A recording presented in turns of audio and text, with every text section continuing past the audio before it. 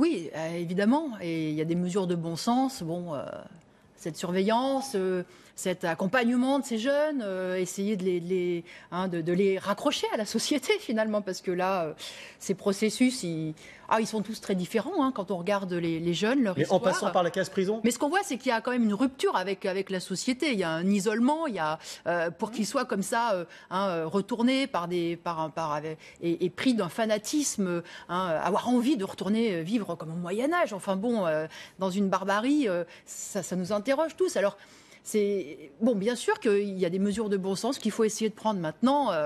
On est confronté. La prison. Mais la prison. On voit très bien, d'ailleurs ces jeunes, ils ont été condamnés effectivement à de la prison, mais ils Alors, pas... il y en a un qui est réellement en prison, et il y en a deux qui sont dans un centre spécialisé, voilà. Un genre de maison de redressement dont parlait Sophie. On sait très bien que la prison, c'est un des premiers lieux de radicalisation en France. Bon, je ne crois pas que ce soit effectivement la bonne solution. Bon, maintenant... plus largement, moi je crois que là on se pose une série de questions. Bien sûr, il faut gérer la catastrophe en quelque sorte, mais c'est du colmatage. C'est en aucun cas une lutte véritable contre ce fléau qui est le terrorisme. Moi je crois que si on veut, et le problème c'est ça, on ne va pas non plus s'habituer. Comme on s'est habitué à vivre avec un chômage de masse, avec une misère qui s'aggrave, avec des gens qui n'arrivent pas à vivre, on ne va pas en plus s'habituer à cette menace. Effectivement, il faut le combattre. Est-ce que votre propos veut dire que vous retenez ce qu'on a appelé l'excuse sociale du terrorisme ? Ah non, je ne suis pas en train de... D'accord, je voulais être tout à fait au clair avec vous. Je ne suis pas en train de dire ça, mais je pense quand même que, d'abord, ce que je voulais dire, c'est que la lutte contre le terrorisme qui est, soi-disant, enclenchée, déployée par tous les dirigeants des grands États, ne peut pas éradiquer le terrorisme, parce que cette lutte contre le terrorisme qui consiste à aggraver des guerres, à nouer des alliances, y compris avec des soutiens des différents groupes terroristes. On ne fait que rajouter les cas concrets. Comment on les traite avec ces gamins qui sont sur Telegram à dire on veut faire des attentats. Vous êtes d'accord qu'il y a quand même un lien, il y a quand même un lien. C'est que moi je crois que fondamentalement la politique des grandes puissances, elle met de l'huile sur le feu et elle finalement aggrave la situation. Donc moi, j'ai aucune solidarité avec ces bombardements qui ont lieu, avec ces guerres qui ont lieu. Et puis, il y a une politique de domination des grandes puissances. Bombarder Daesh, vous n'êtes pas d'accord ? Ah mais moi je ne suis pas d'accord pour bombarder Raqqa, pour bombarder Mossoul, pour bombarder ces villes où il y a des milliers, des dizaines de milliers de civils qui sont morts. Militaire, Nathalie Arthaud, c'est une bonne idée ?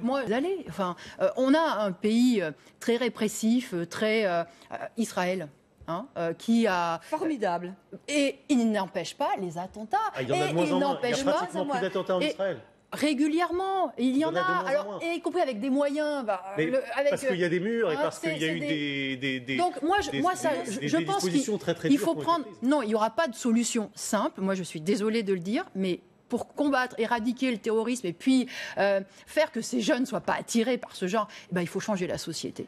Il faut changer la société. Oui, parce que ce que je pense, c'est qu'on est dans une société qui marginalise, qui isole, qui nous met en concurrence les uns avec les autres en permanence. C'est la faute de la société. C'est l'excuse sociale dont on parlait tout à l'heure. Non, c'est pas l'excuse sociale. C'est que il y a des processus dans la société qui conduisent au repli, qui conduisent à ce que chacun intègre l'idée qu'on est en guerre les uns contre les autres. Il y a du racisme, il y a tout ça. Et sur cette base-là, oui, c'est très facile de retourner, c'est facile. En tout cas, ça se fait, de retourner des jeunes, de s'appuyer sur leur fragilité, sur leur quête. Et moi, ce que je crois, c'est que oui, il faut effectivement une société qui soit plus égalitaire, où il n'y ait pas ces rapports, et où il n'y ait pas de ce chômage, où il n'y ait pas cette marginalisation, et où il y ait un idéal collectif.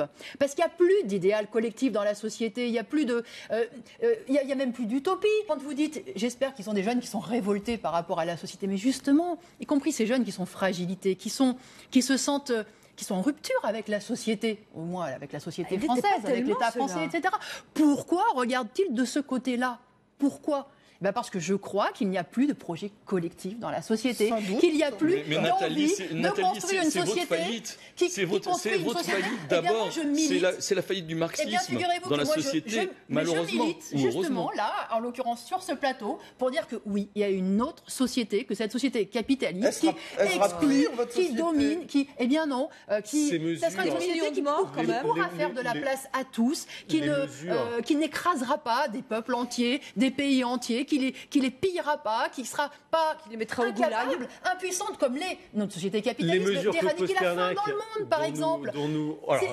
Cet idéal-là, moi je crois que parce qu'il y a un problème à régler aujourd'hui, Nathalie Arthaud, avant de changer complètement la société et d'arriver dans le grand soir, on va continuer à rêver. On entend bien les mesures. Est-ce qu'on a éliminé la délinquance? Est-ce qu'on a éliminé la criminalité? Est-ce qu'on a... Il n'y avait pas de délinquance à l'époque. La société, ça ne se fera pas facilement, mais il faut la changer.